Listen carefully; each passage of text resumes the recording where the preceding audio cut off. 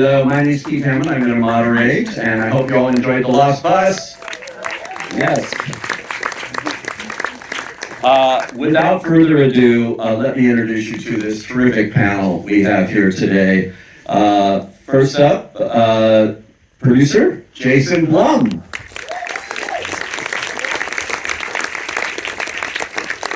Hi, everybody. I have a seat right here. And you all know her. She's also a producer on this, Jamie Lee Curtis.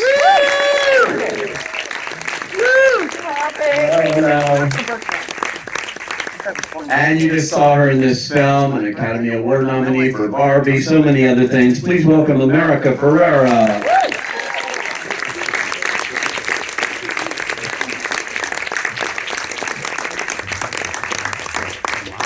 And we have quite the treat for you right here. The real man who drove that bus and whose story this is, Kevin McKay.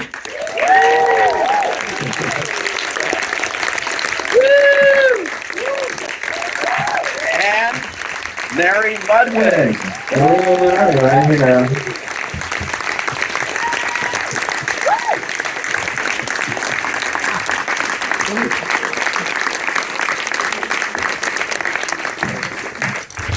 Amazing and well-deserved standing ovation for both of you. It's just incredible to me. Whenever I meet the real people and you see a film like this and you just go like, whoa, heroes here. I just want to say thank you for what you did. And yeah. And now here you are at CAA and you got a movie made about it. And I want to start with the people who are responsible for actually getting this movie made. I'll start with Jamie Lee because I believe it started with you. It did. Okay. Tell us how. This is, by the way, a full circle moment for me that I'm sitting here with Kevin and Mary. It's really quite extraordinary. It really started very simply. I'm human, I'm listening, I'm reading.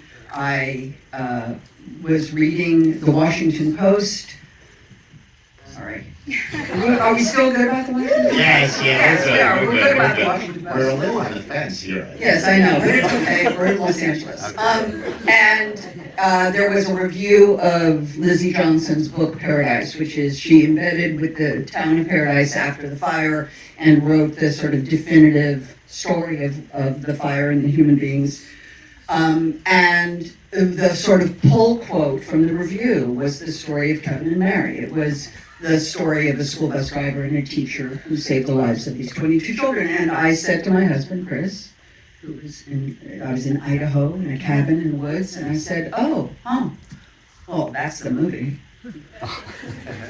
And sort of didn't think anything else about it, didn't make a call. And the next day I was driving in Idaho on August 21st, and I was headed to my sister Kelly's, and NPR. NPR, the Sunday edition was on, Scott Simon, and he said, hi, it's Scott Simon, Sunday edition. My first guest today is Lizzie Johnson, the author of Paradise.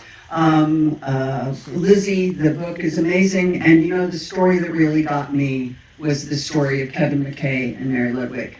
And I pulled my car over on the side of the road.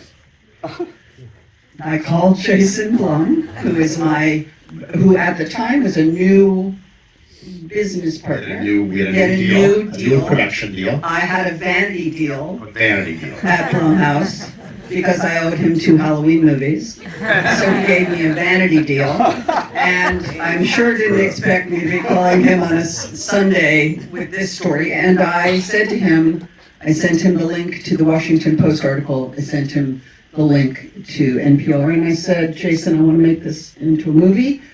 I think it'll be the most important thing either one of us do in the movie business. And that's how it began. Now, Jason, yeah.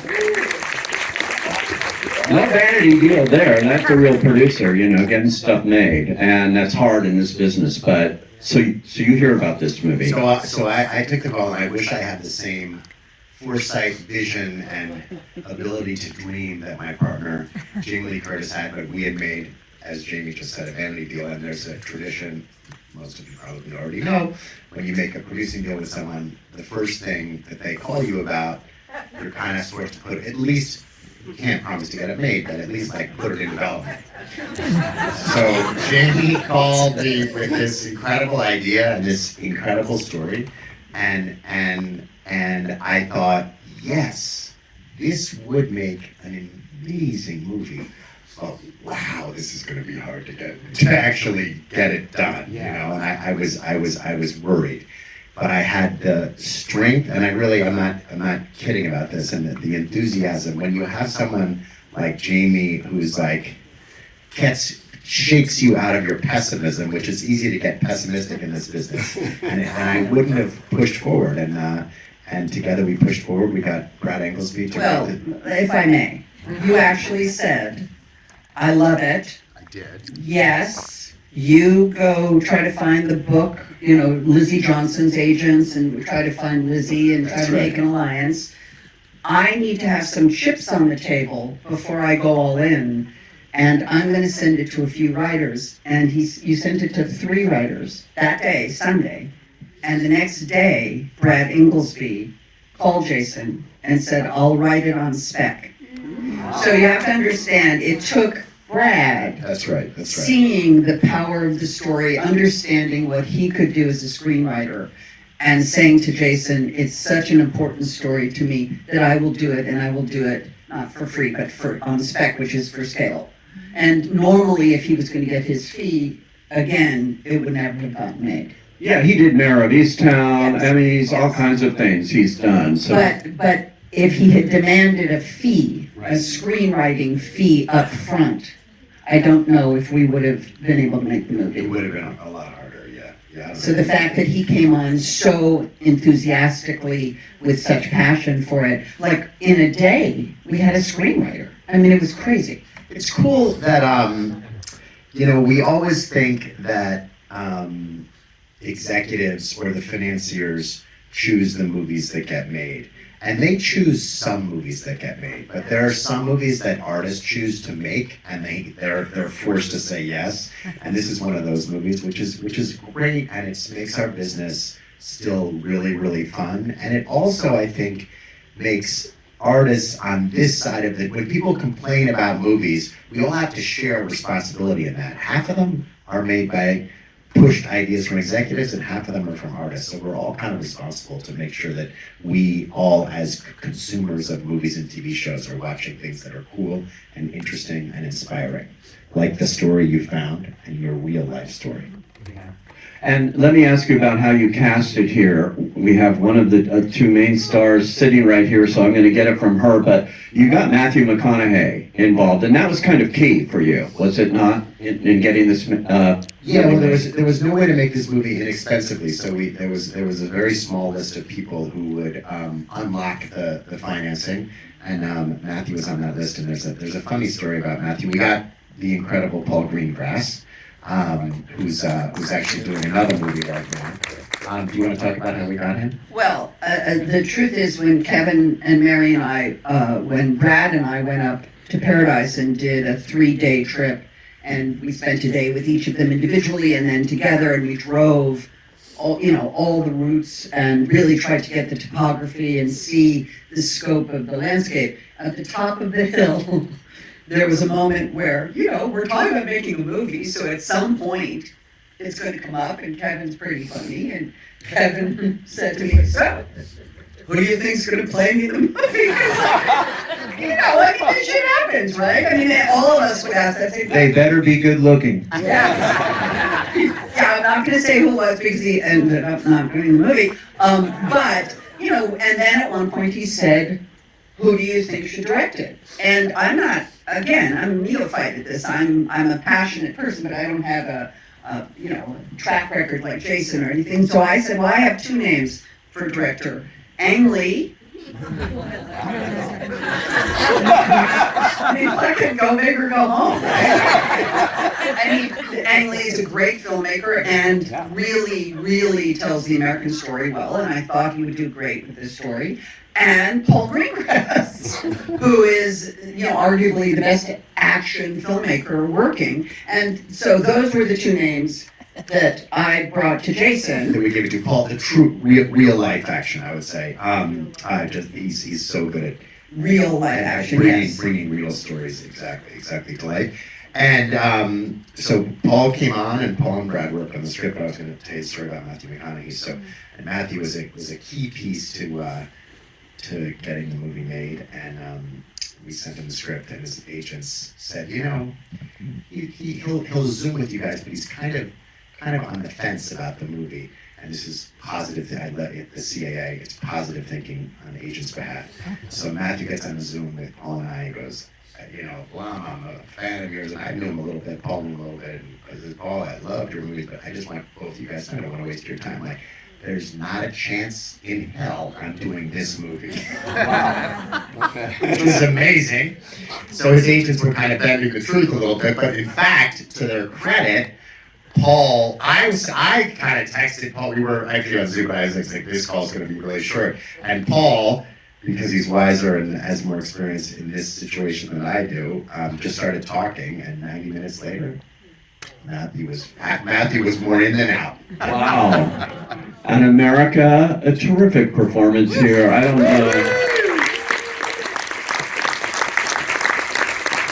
don't know how you survived the making of that bus ride, but maybe you can tell us and what it was like. You're sitting, this is a rare kind of thing, you're sitting next to the person who inspired the story here. So talk about this whole experience.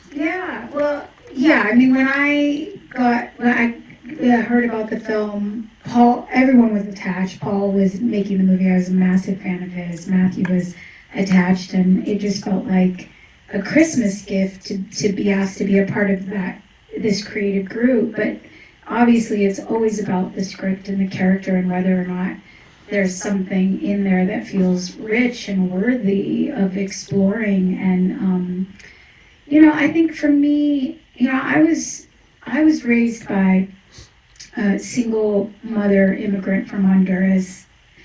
To me, like, every hero I've ever met in my life is an everyday hero, is a neighbor, a friend's parent, a teacher, a grown-up who stopped to care about me, somebody who wasn't their child.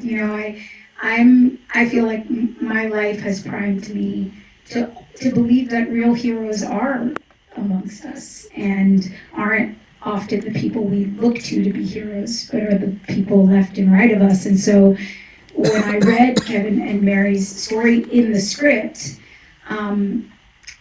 it just to me felt like, yes, like, of course these are the people that we should be celebrating. Of course these are the people who at the end of the day risk their own lives and everything at stake to take care of other people's children, and to know that this was going to be in the hands of Paul Greengrass, who we all know is a master, to know that the real human character journey at the center of it was not going to get lost, because Paul never loses it in the midst of the action, felt like a dream come true as an actor. And I was so lucky to get to speak to Mary for hours and hours. She got on Zoom with me, and she answered every single question I asked her, even the ones that I said, you don't have to answer this. But she was so open and generous with me and sharing her deepest, most personal connections to this story and what it means to her, and how it put into context her past and how it impacts her future and her present. And to have that kind of access to the person whose journey you are on. Paul was very clear at the outset that we weren't making a documentary or a biopic. We were really telling a narrative story inspired by the heroic acts of real life people, and that we were going to shape a character, but to have a starting place with such an incredible subject who was also so open and generous and giving with what this story was for her and meant to her was just the richest of places to start as an actor. Yeah. And let me ask you, Kevin and Mary, so when you heard that this was going to be made into a movie, what were your hopes for it. We all know sometimes Hollywood, changes things up. But what were your hopes in terms of what this movie would be? All right, I think I'll step up and grab this one. Hopes for the movie, and then kind of my thoughts that I've had in the last 24 hours. I'm going to grab both of those. So the story of Paradise that day, what I saw, what I experienced, was many, many people doing amazing things to help others. And so as neat as it is to be chosen to be the subject, to have Jamie Lee hear my story on NPR and Mary's story and say, I'm going to make that movie, that felt obviously somewhat uncomfortable, but at the same time, an honor and a thrill and all those things.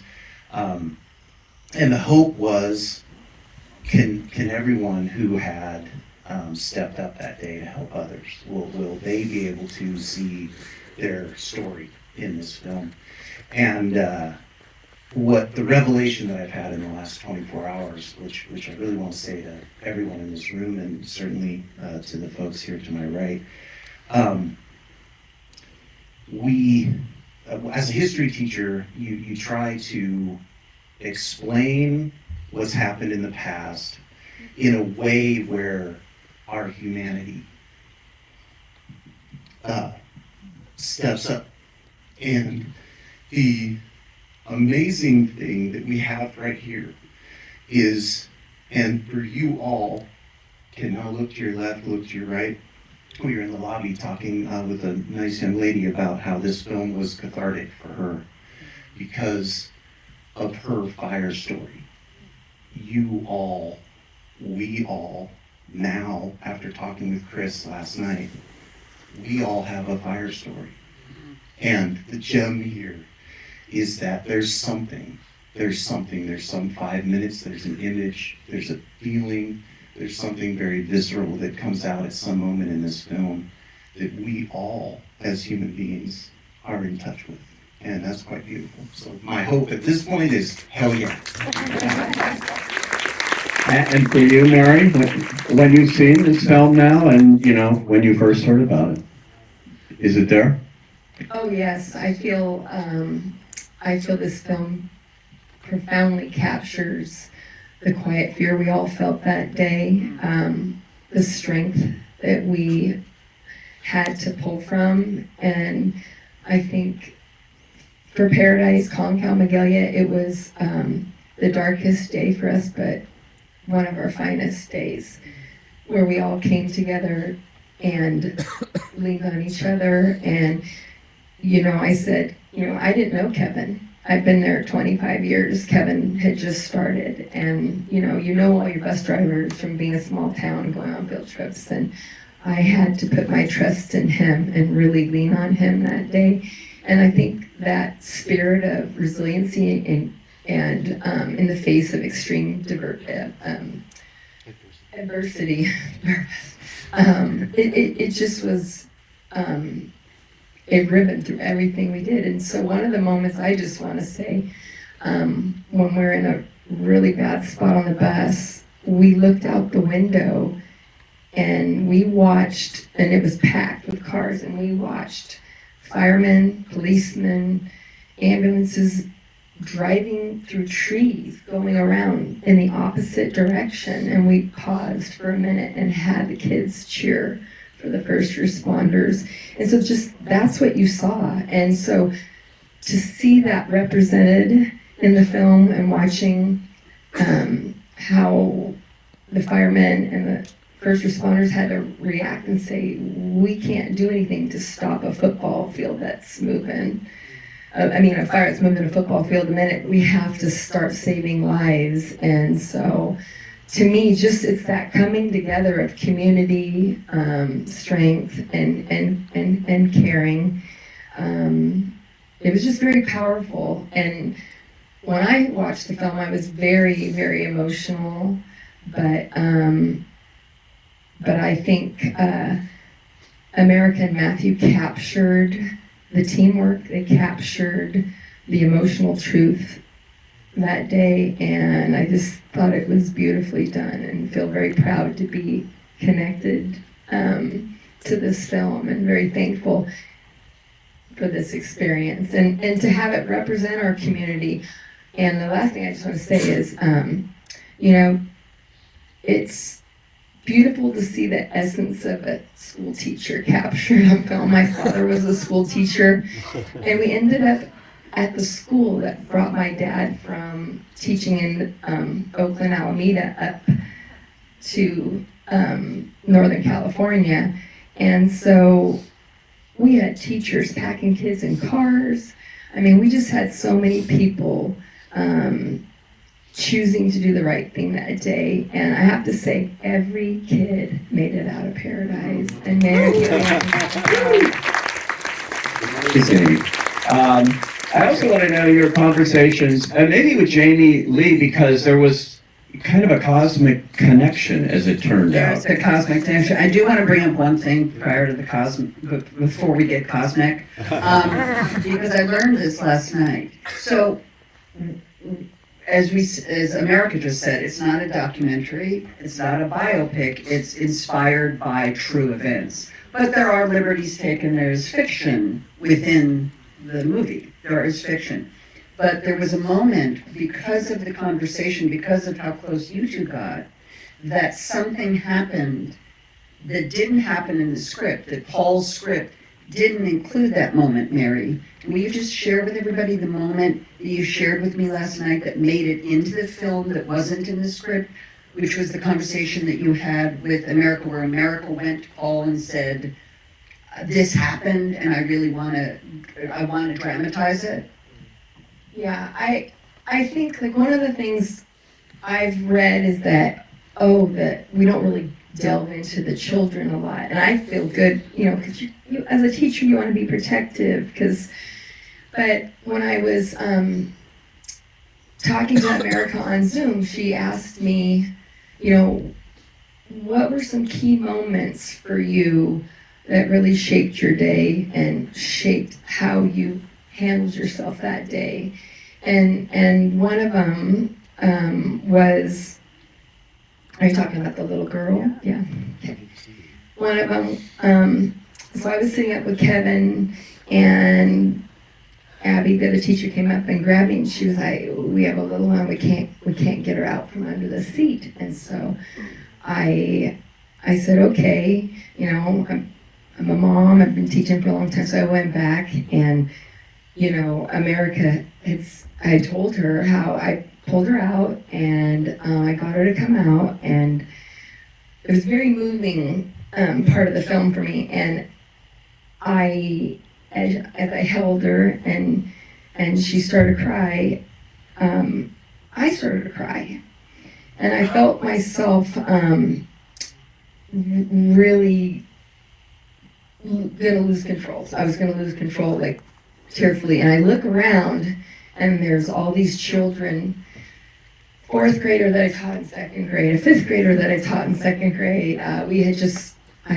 put on a STEM night for the school a few weeks before, and just to see all the eyes watching me, and and I realized in that moment I had to pull it together and kind of put on a mask. The term I shared with America was, I felt like a soldier.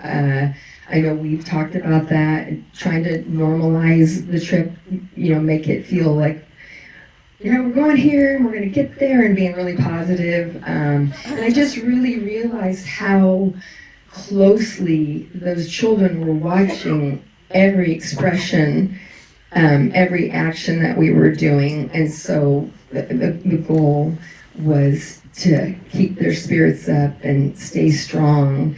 But I really, my father was a World War II Marine, and I talked to America about that, and, I just felt that that's what carried me through, with my faith and everything else. And then you actually said to Paul, correct? Yeah, I did suggest that scene to Paul to have the little girl under it, because I remember, I want to just go back to something you said about what it's like to capture the essence of a teacher on screen. And I've actually, one of the most moving things about sharing the film is being approached by so many teachers and educators who do feel like a part of their job, which is to love other people's children, is captured in this story, which is such a beautiful thing to hear. But I remember that when we had that conversation and you were talking about your focus on that bus, I think what I heard was that not only were you a human being and a mother with everything to lose, with 2 children out in the town in the fire and being unable to communicate with your own children, you were obviously concerned mostly with the physical well-being of these children and keeping them alive. But I remember I was so struck by how you said you were also so deeply concerned with their emotional well-being, that you felt like your job was not only to get them out of here, but to get them out of here with the least amount of emotional damage and trauma that they could experience. And I thought, I mean, what an incredible and challenging responsibility to give yourself, that you're not only suppressing what's happening for you as a human being in that moment, and also doing what needs to get done up and down that aisle to help Kevin and get out of there, all the action stuff, but then to be constantly, which I think as a mother myself, I understand there's always this sort of invisible emotional tie to what the children are seeing or witnessing, and then how you have to modulate your own fear or your own tone of voice. And I remember you saying to me, I said, what did you do for 6 hours? And you said, we sang them songs. I had candy in my purse and I would go and sneak, and every time I saw a kid who looked like they were getting down, I'd slip them a piece of candy, which, by the way, didn't make it in there, but I did. I did. I asked the props department for candy in the purse, and I would go around, and I wouldn't tell the kids, and I'd give them candy, and their faces would light up like, am I allowed to have candy on screen? And I just, like, to me, it's difficult to drive a bus through fire. I will give you that. But it's also really effing difficult to suppress everything that's happening for you to take care of the needs of 22 children who are looking at you for every single moment of their own emotional and physical well-being. And I think that is something that you did on that bus, and that I hope comes through in the movie. But what I think is a part of what you do as a teacher every day, both of you as teachers, and what our educators do, they show up to love other people's children, and what they put aside to do that is heroic. And so thank you. And to piggyback on that, the quiet strength that Mary's talking about got me through that day. So cheers to that. Very cool. And before we go, there's a cosmic. There's the cosmic. And it's, by the way, you couldn't write this. So, Jason is a producer. Jason has produced many, many, many things. I have not. So, Before this ends, and in that note, I want to thank, before I get cut off, CAA, and I want to thank Apple also, who this movie took an enormous amount of resources to make. This is my job as the producer. Yes. I haven't thanked them. because I'm new at this. And I'm very grateful for them for providing us the resources to make it. Go on with Cosmic. Like I said, he's done this before. So, he's done this before. He said, okay, your job is to get to know Mary and Kevin. That's your job. So really my job was to make the alliance with Kevin and Mary and extend myself as a producer and say, look, I'm going to be someone who's asking for you to trust me. I want you to know me so that you can know that I'm trustworthy. And so the first phone calls happened between Kevin and Mary. And we had dinner last night at my home, and I showed Kevin where I was sitting when I called him, like in my TV room. And so we called, as you can tell, he's really funny and full of life and was thrilled and just so happy to talk to me. So he gets on the phone, he goes, hi, thing, and I'm just like, hi. And at one point he goes, this is so weird. And I'm like, what? So weird, Kevin? He goes, well, he said, I just have a weird story to tell you about you. Like, we have a weird connection. And I was like, okay, Kevin. And he said that, as you saw, his mom was dying, really. I mean, she was very, very ill. The fire hit on November 8th. So, and I don't remember when she passed. April, right, so a couple months after. A couple months after. So she was, seriously ill, living at home with Kevin. And he said, the last happy time I can really remember with my mom was October 19th, I believe. He said when we went and saw the Halloween 2018 movie that Jason masterfully produced, that I am in, which was the 40th anniversary movie that we released on October 19th. And he went with his mom. He said, we got popcorn and candy, and we went out to dinner, and then we went to the movie because we both love these movies. And it was really like a seminal moment for me, bonding with my mom about our love for these movies. And here I am now talking to you about that happy memory because, then on November 8th, the fire hit and then everything, obviously, the story. So I was like, oh, that's amazing. And we had this beautiful, poignant moment. And then we kept talking and became friends. Mary, when we spoke, Mary was a little more guarded. Obviously, they had done a couple, there was a documentary, they had been in the public eye and they'd been asked a lot. And, it's harrowing. I mean, as you've heard, it's harrowing and emotional and traumatic. And so I'm sure she was a little, like, hand up, like, okay. What? Like, what do you want? When she heard that I was calling as a producer of a movie because we had bought the rights to Lizzie's book. And Mary very quietly said to me, well, Jamie, we have a weird connection. And I said, really? What's that, Mary? And she said, my father dated your mother. Now, you heard her say he was a Marine. And my question to her was, where did they date? And she said, Merced, California. So what you may not know, unless you're a cinephile or you guys have been stalking me, my mother, the late, great Janet Leigh, was born, let's clap for mommy. I clap for mommy every day. My mother was born Jeanette Helen Morrison in Merced, California. Very poor family, financially very strapped. And she was incredibly beautiful and smart and grew up in Merced, California, and apparently dated Mary's father briefly. And she tells me, now we're on the phone, I'm calling as a producer of a movie where we're going to retell this harrowing story of how she and Kevin survived with these children, this incredibly, devastating inferno that killed 85 people in Paradise, California.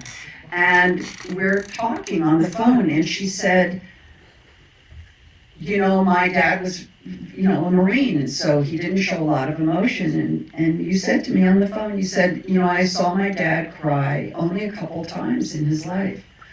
Once when a friend of someone in your family had died, and she said, and the day your mother died, that her father had cried. So for me, as a new producer, trying to extend my hand as a human being to say, I'm asking that you trust me that I promise you that I will tell your story with as much integrity and much truth, and that I will stay with you from the beginning to the end, which is why when I said it was a full circle moment last night, I was able to host them at my home and cooked. And my husband spoke at dinner. He loved them. But it became this full circle moment where the extending of a hand in friendship and trust to say, I believe in your story. I hope you can understand that I only want to tell it with great respect, and that we've been able to do so, and that we will be friends for life, and that we've been able to, as a community, tell their story in a very important way. It's just a beautiful, cosmic moment coming true. That's a great way to end it. And I want to thank all of you for coming out on a Sunday morning. Thank you. To see the movie in a theater, which I really love when you see movies in theaters, folks. And congratulations to all of you who made the movie, to all of you who lived the movie. And, Kevin, I have to suggest, based on what I saw here with the bus driving, that there's a career for you as a stunt person in this business. Thank you all.